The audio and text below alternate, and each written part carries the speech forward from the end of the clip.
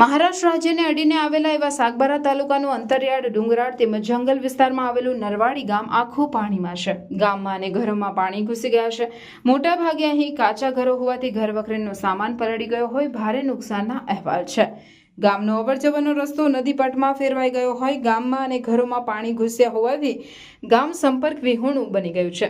ગઈકાલથી સાગબારા તાલુકામાં આભ ફાટ્યું છે. 5.5 ઇંચ 138 મીમી વરસાદ સવારે 6 વાગ્યા સુધી મુશળધાર પડતા નરવાડી ગામ બેટમાં ફેરવાઈ ગયું હતું. હજી પણ વરસાદ વધતો જતો હોય નર્મદાના 5 તાલુકામાં હાલ જળબંબાકારની સ્થિતિ છે.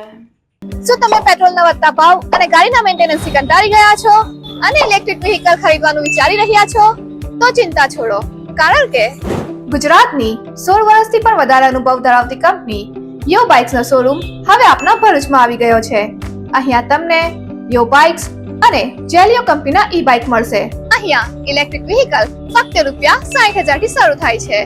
અહીંયા તમને વિદ્યાર્થીઓ માટે બેસ્ટ એવા Yo bike electron model, Zelio Eeva model, Zelio Legender plus model એવા દરેક પ્રકારના મોડેલ મળી જશે. ફીચર્સની વાત કરીએ તો સિંગલ ચાર્જમાં 70 કિલોમીટરની એવરેજ ફર્સ્ટ મોડમાં મળી જશે.